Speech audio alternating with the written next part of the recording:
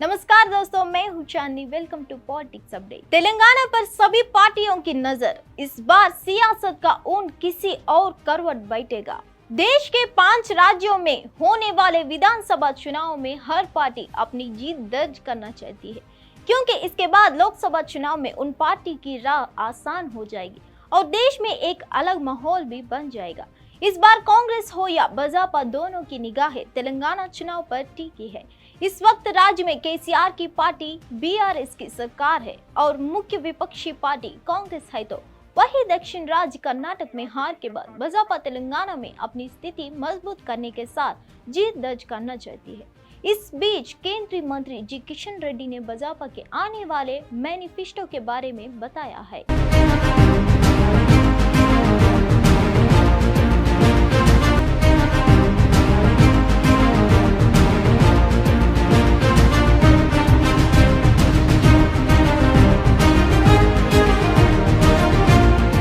अगले कुछ दिनों में होने वाले तेलंगाना के चुनाव में क्या केसीआर की हैट्रिक लगेगी या इस बार सियासत का ऊंट किसी और करवट बैठेगा?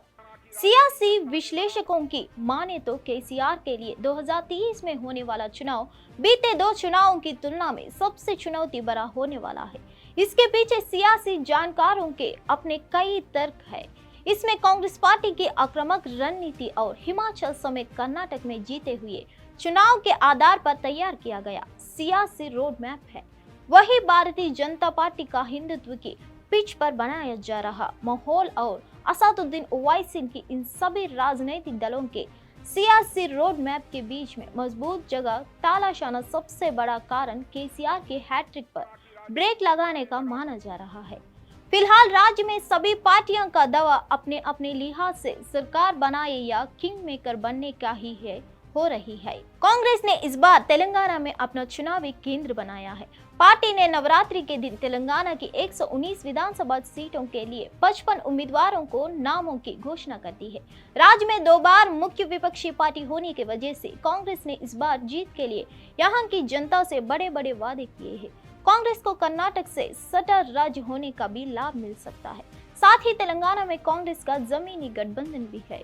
भारत राष्ट्र समिति के चीफ और सीएम के चंद्रशेखर राव भी 115 उम्मीदवारों की लिस्ट जारी कर चुके हैं। इस चुनाव में मुख्यमंत्री खुद 2 विधानसभा सीट गाजवेल और कामारेड्डी से ताल ठोकेंगे।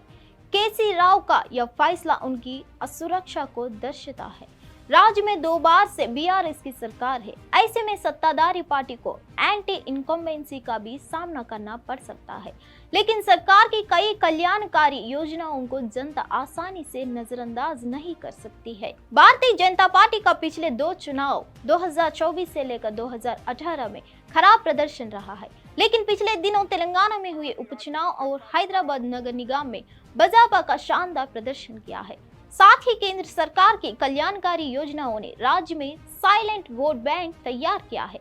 वही पार्टी ने शिक्षा और नौकरी में आदिवासियों का आरक्षण बढ़ाकर 10% करने का वादा किया था। केंद्रीय मंत्री और तेलंगाना भाजपा अध्यक्ष जी किशन रेड्डी ने हैदराबाद में पत्रकारों से बातचीत करते हुए कहा कि कर्नाटक में कांग्रेस सरकार को हर मोर्च पर विफल रही है। उन्होंने जो गारंटी दी थी उनमें से एक भी लागू नहीं की गई है। कांग्रेस पार्टी एक भ्रष्टाचार की पार्टी बन गई है।